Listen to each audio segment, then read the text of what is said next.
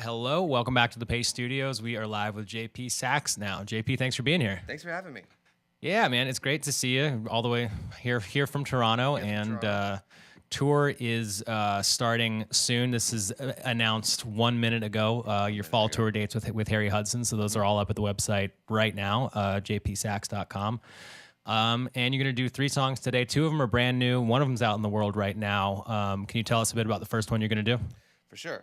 By the way, thanks for sharing all that info. Now I don't have to worry about it. I can just try and. I'm going to say it again later too. My songs. Do people ever see you on camera, or is it just you're the voice in the background? If we move keyboards around, sometimes people see me, but right now it's just the voice of God coming from nowhere. Well, great. You asked me about my song. The first song I'm going to play is called "The Few Things," and it's a love song. And I'll give you some more context about it after I play it. All right.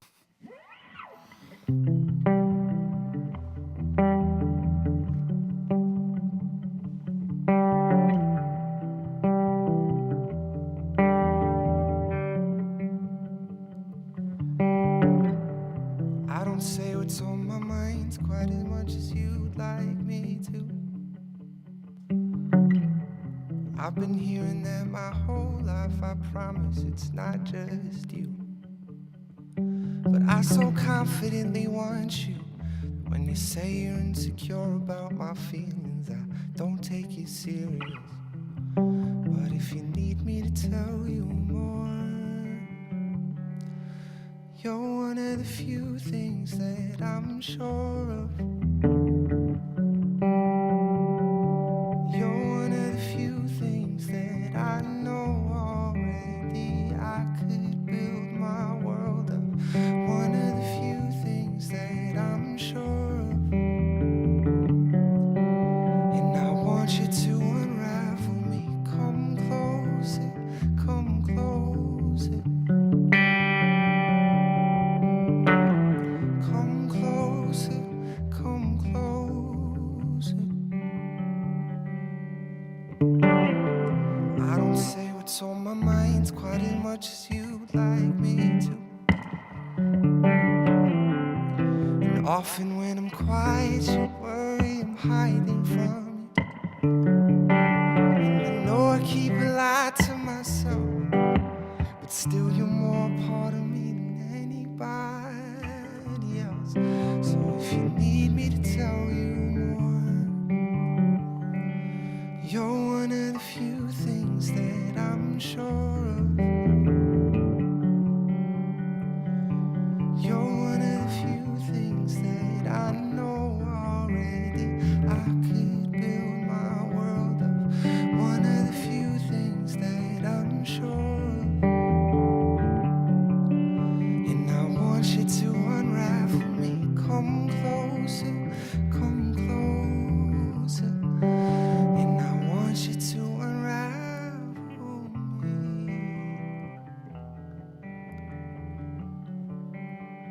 I want you to unravel me.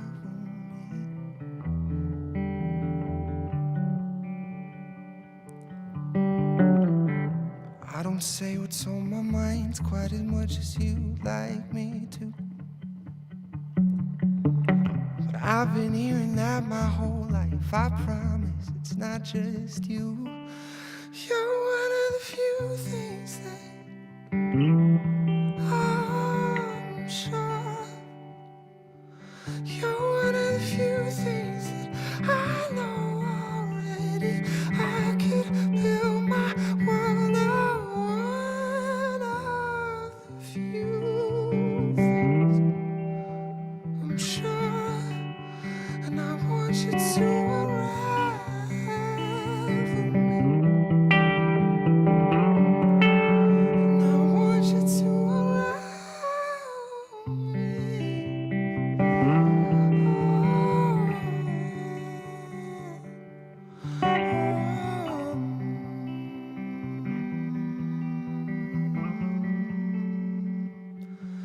You're one of the few things that I'm sure of.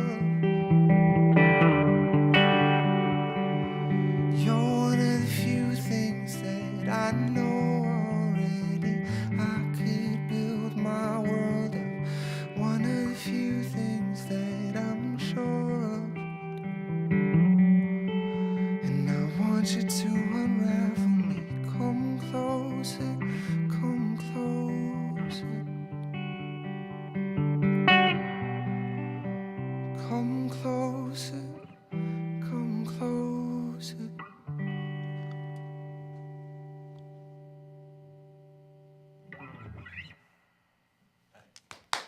Thank you. All right, thank you, man. It sounded great. Yeah, playing for an audience of like staff is an interesting experience. I mean, you're people. You're like making this sound right, but you're still people, so it's still like playing for people. Yeah, and there are exactly as many of us as there are cameras. This is, I mean, yeah, it's funny. I'm like singing a song like that. Usually, when you're playing it for an audience, you like connect to the audience's experience of it. But playing like this, I have to fully connect to my own experience of it, which will segue in me into the next song I'm going to play, because that song came out 6 months ago, and it came out a few weeks after the girl I wrote it about broke up with me. Oh man, which is not ideal at all. You don't want to put out love songs about people who have just broken up with you, but when you write a love song and it takes a year to like get it out and everything is like set and ready, it just happens. Nothing you can do about it. yeah. Well, yeah. I mean, especially you don't want to put it out when it's that raw. I mean, that takes a while to get over. And then when it came out, it ended up being like the song that more people heard than any of my other songs, and it kind of changed my life a little bit, because all of a sudden people, can I swear? Like before I like start like keeping myself from speaking. Do. All right. So all of a sudden, like that's the song people give a shit about, and then the song people are talking to me about and telling me stories about how the song is like helped them in their relationships like be more vulnerable with one another and have these meaningful conversations, which 99% of me is so happy to hear, because like that's the point of all of this, and 1% of me is just kind of, you know, right. How long ago was that? How much distance have you had between the time that it was released and right now? I mean, is this very, very recent history? Well, the song came out like 6 months ago, and it was like shit went down like 3 weeks before that. Okay. So you've had, there's some time to get perspective. Right. Well, usually when I play that song in a show and people will sing with me, so I really get to connect to like a love that is kind of existing in that song and it existing outside of myself, which is beautiful and like really is moving for me to have that experience and just kind of know that there's a life outside of the life that the song itself came from. But anyway, I won't get too into that.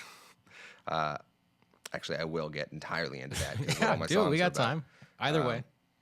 The next song I'm going to play, I wrote.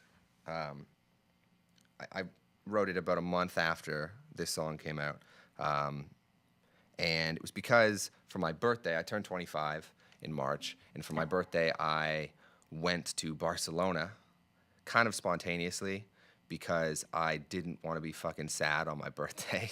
You know, post-breakup birthdays are like sad moments if you're not with the people you want to be with.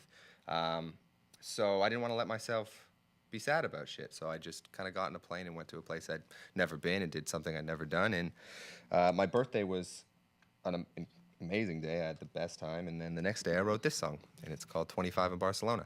All right.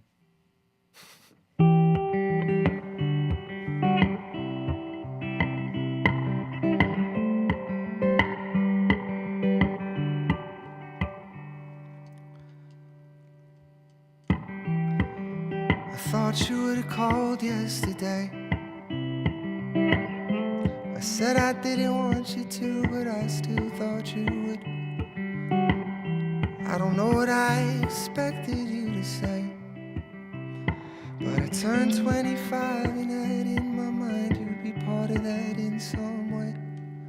I'm halfway around the world with all these people, happy in a foreign language, but they don't know a thing about you. I'm halfway around the world in Barcelona, trying not to think you'd love this. This wasn't supposed to be about you. This wasn't supposed to be about you.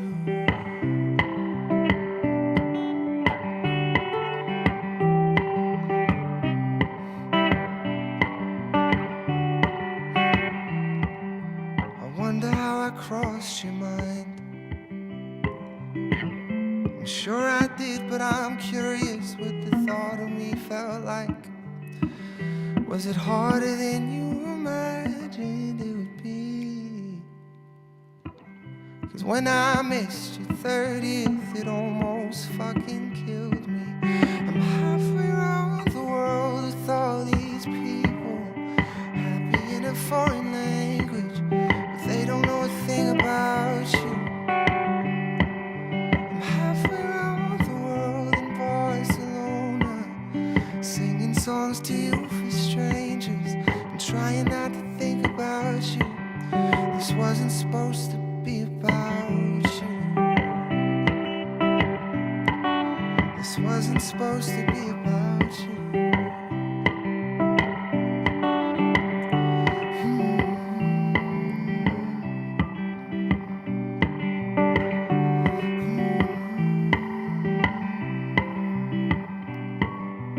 I'm halfway around the world with all these people, happy in a foreign language, but they don't know a thing about you. I'm halfway around the world in Barcelona, trying to feel my world expanding, like none of it was built around you.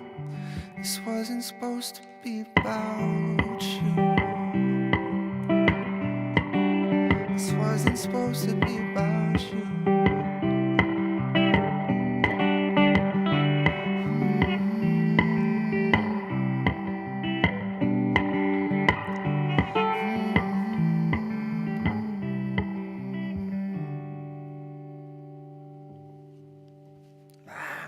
That's the first time I've played that, not in a room for an audience. That's the first like documented performance of that song.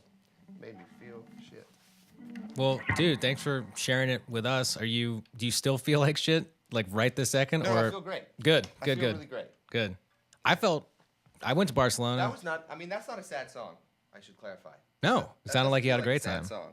It feels like an honest song where Dude, there's some sadness, but not exclusively sadness. I bought a baby duck when I went to Barcelona, and that was not part of the plan at A all. We were living just baby supposed duck? to. Yeah, man, it was supposed to be dinner or whatever, but I just bought it and filled the bathtub at the place I was staying and put this duck in the bathtub and did less tourism than I was probably supposed to do because I kept on just wanting to go back and smoke a joint and play with this duck, and we did that the entire time. So I also had a wonderful time in Hold on. Barcelona, which that was my experience of that song just now. Was thinking about my time in Barcelona. With your duck. Yeah, Where's the duck now?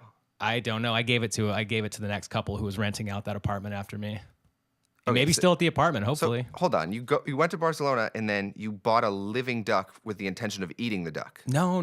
That's what the rest of the ducks were probably intended for. I see. La Rambla or Las Ramblas, like Yeah, the yeah, main yeah. market street. They were just ducks, and so I bought one and I kept it and gave it to the next guy.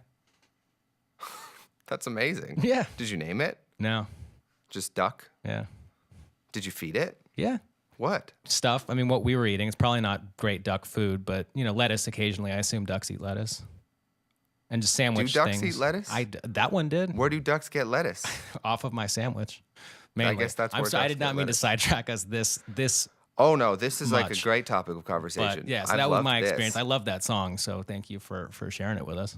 I mean, that was a compassionate thing of you to do. Like generally, if you're like hearing someone talk about things that are like emotional and intense, like, and you tell them a story about a duck that you lived with in a bathtub, like that's like a cool thing to do. Like you're a great listener. Like if I was really going through these feelings in like a way that I kind of am, but like wasn't in that moment, but kind of, it was more like, I don't know. Anyways, I appreciate the duck story. Yeah. Yeah, well, we appreciate the songs, man. Thank you for coming and playing these. And you've got a third to play, which is, and this is the Got one. one This more. is out in the world right This now. one's not right? out either. Oh, okay. This will also be the first like documented performance of this. Played it live a bunch, but you're hearing it for the first time on the internet. Cool. It's about sex. It's just to switch it up, because people feel lots of different shit. Right.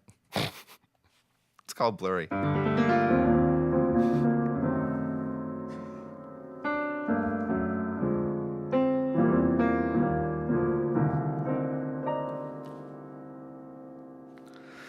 You're breathing heavy over me.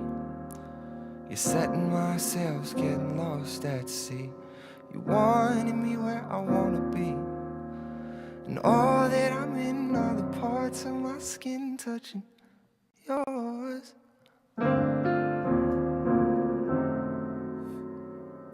You've only got one thing left on. Back and forth swings that necklace I bought, hypnotizing me. Please don't stop. 'Cause all that I'm in are the parts of my skin touching yours. And everything's blurry with you.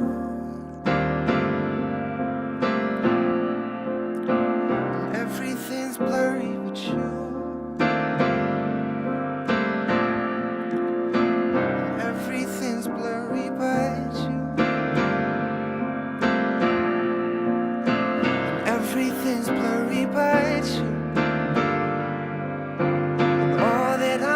The parts of my skin touching yours. Your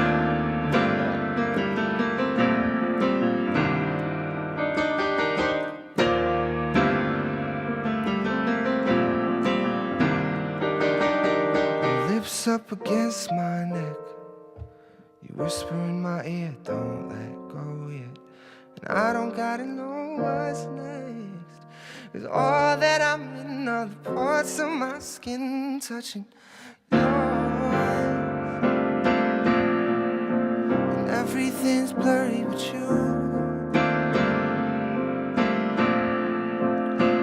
And everything's blurry with you. And everything's blurry but you.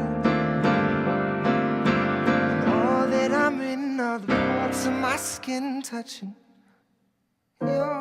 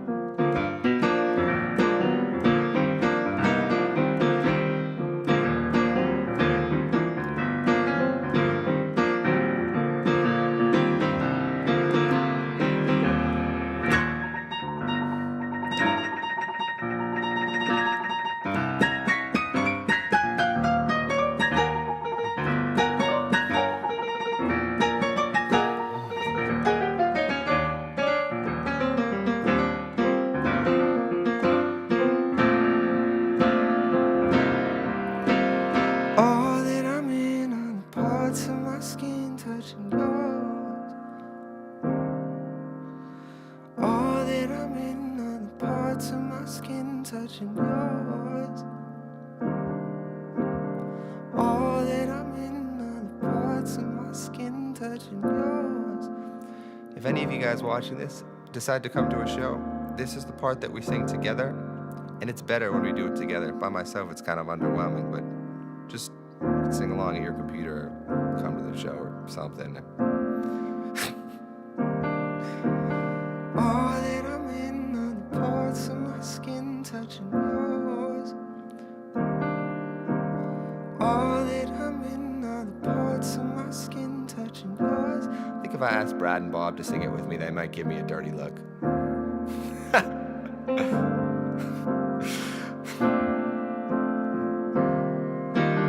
All that I'm in are my skin touching yours. And everything's blurry with you.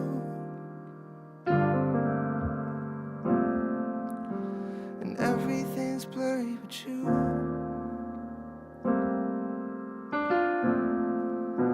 And everything's blurry with you. Yeah. Thanks for listening, guys. Yeah, man, thanks for playing. Have a great tour. So you're playing next shows in Ari's hometown. You're playing in Tampa on September 18th. Yes, I am. A couple more solo shows, and then the dates that were just announced with Harry Hudson that starts in Portland on November 7th. They are up on the website right now. Amazing. And you're back here in New York on December 4th, ending in Salt Lake City December 16th. Does that all sound accurate? I think that's right. It. That's exactly right. Yeah, my name's JP Saxe. Thank you for watching. If you're a friend of mine already and you tuned in, thanks for continue to pay attention. And if you're new, keep in touch because we got lots to talk about and sing about, and I'd love to have you along. Right. Thanks very much, man. Tour safe. Thank you. All right.